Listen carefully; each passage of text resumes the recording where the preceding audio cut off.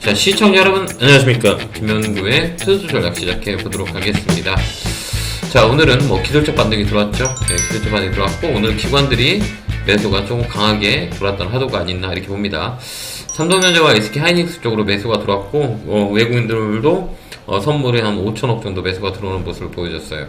오늘 기술적 반등이 좀 세게 들어왔다라고 우리가 볼 수 있죠. 특히 삼성전자의 반등, 그 다음에 지수는 2300짜리를 잡아주는 모습을 보여주고 있어요. 여기가 강력한 지지라인이다 우리가 볼 수 있어요. 이 안에서 주가는 움직일 겁니다. 2400, 2350, 그 다음에 2300. 그래서 2300 깨진다 그러면 쇼트지가 한번 올 수 있어요. 그렇기 때문에 우리가 따라가는 것보다는 외국인들 기관들 어떤 종목을 매수하는지를 우리가 잘 파악하는 게 가장 중요하지 않나 이렇게 봅니다.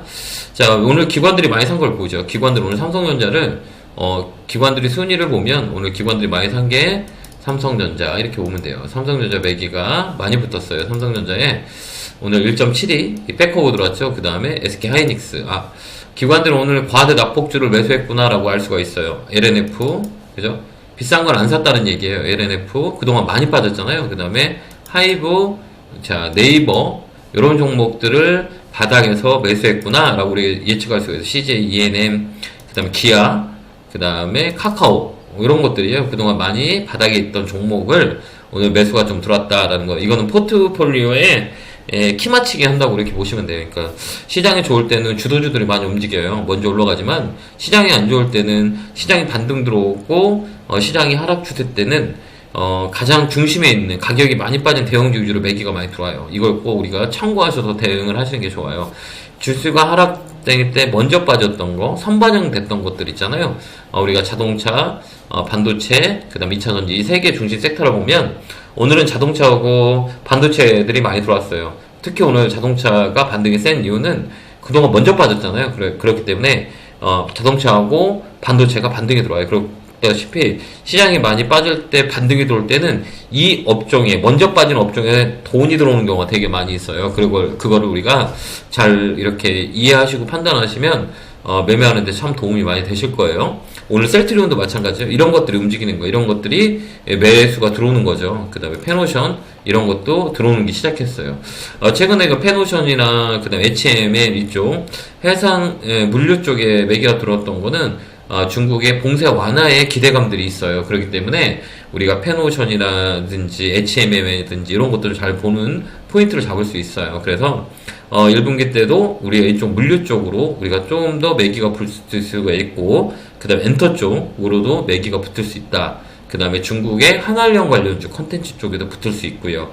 그 다음에 대형주 포지션은 먼저 빠졌던 대형주 위주로 포트를 잡는다. 세 가지를 순환매를 타요. 그러니까 외국인들은 반도체, 자동차, 2차전지 이쪽으로 올라간 거 팔고 떨어진 거는 산단 말이에요. 이걸 포인트를 잡고 이 기관 외국인들 수급을 잘 보면 돼요. 근데 지금 같은 경우는 코스닥 쪽에 매기가 좀 붙었거든요. 근데 여러분들 아시다시피 코스닥 같은 경우는 이런 상황들이 많이 있어요. 이렇게 막 급락이 나오는 경우가 되게 많이 있거든요. 이렇게 이렇게 보시면 아시겠지만 이렇게 막 급락이 나와요. 이런 것들, 그러니까 금액이 시가총액 조그만 것들은 특히 더 그래요. 이렇게 급락 나오는 경우도 많이 있고, 한국 테크놀로지 이것도 테마를 북혔다가 축 당겼다가 이런 경우가 많이 있고, 골든세치 여러분이 좋아하시는 저가형 종목들 다 이래요.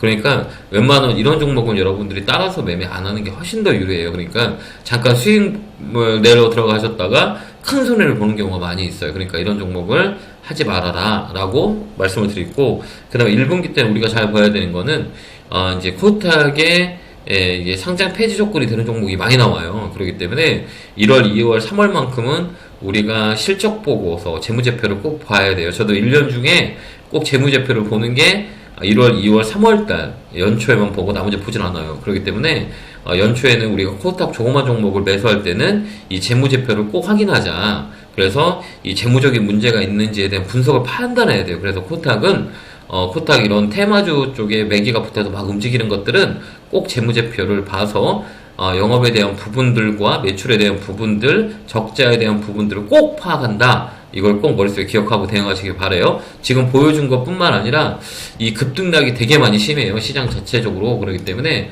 여러분들이 매수 할 때는 꼭 이 거래를 잘 보고 매도를 하면 돼요. 이게 거래가 터진 거는 분산이라 그래요. 이게 똑같은 패턴이에요. 봐봐요. 이 고점에서 거래가 터지면서 들어갔죠. 이거는 진짜 오래 걸려요. 그 다음에 또 이런 것들, 이런 거는 힌트예요, 여러분들이.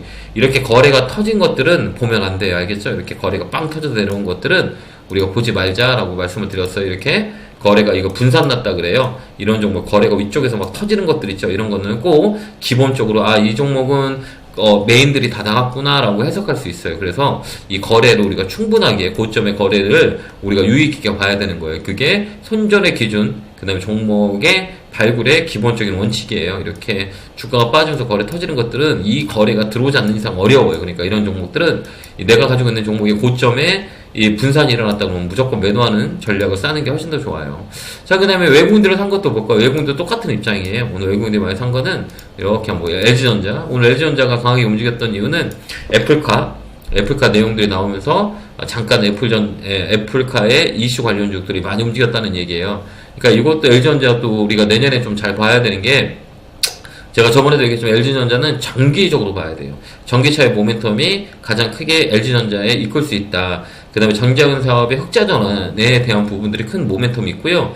그렇죠. LG전자는 전기차를 만들 수 있는 사업 구조를 가지고 있어요. LG그룹들은. 그렇기 때문에 애플카에 대한 이 모멘텀이 좀 나올 때마다 움직임일 수 있으니 잘 체크해 봐야 돼요. 그 다음에 아까 얘기했죠. HMM, 페노션. 해상 물류 쪽으로 잘 봐야 된다라고 했고, MNF, LNF 이런 것들은 기술적 반등 이런 건 하지 마. 60에서 꺾인 자리는 반등이다. 기술적 반등이고, 아모레퍼시픽, 공구먼 이런 것들은 다 중국 관련주예요. 중국에 영향이 있고, 네이버 같은 거는 다운사이클에서 업사이클 되는 가격에 메리트 있는 종목으로 외국인들의 매수가 들어오는구나 이렇게 볼 수 있어요. YG엔터도 오늘 이슈가 있으면서 반등이 들어왔죠. 이런 것들, 엔터즈, 하이브, 그 다음에 조선주, 현대미폰, 미포조선 이런 것들로 외국인들이 매수를 하고 있다는 얘기예요. 그러니까 기관하고 외국인 입장은 똑같아요.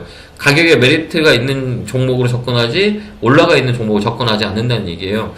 주시장이 좋으면 주도주만 따라가요. 외국인 기관들이 추세를 만들어서 끌어올리기 때문에 주도주가 잘 가지만 지금은 주도주 장세가 없는 장이에요. 그렇기 때문에 과대 낙폭에서 기술적 반등이 들어오는 공간을 우리가 초이스하자. 이걸 꼭 머릿속에 기억해서 단기 매매는 그쪽으로 하는 게 나아요. 추세를 매매하지 말고 단기 수익 매매의 전략을 짜는 게 훨씬 더 좋다라는 것들이에요. 이런 것들 여러분들이 매매를 한다면 충분히 수익을 낼 수 있는 구조가 될 수 있다라는 거를 말씀을 드릴게요. 이런 부분들을 우리가 찾기 바래요. 알겠죠?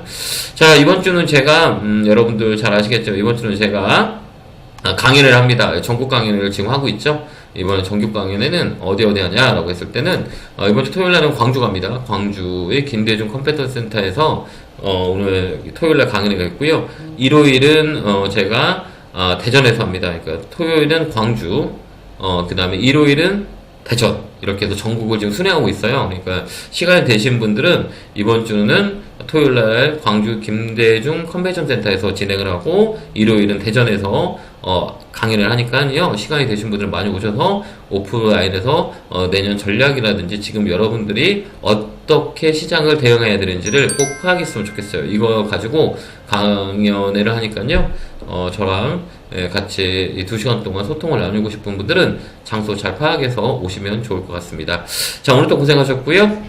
내일 찾아뵙도록 하겠습니다. 에너지 넣어드릴게요. 개울개울 팍팍. 감사합니다.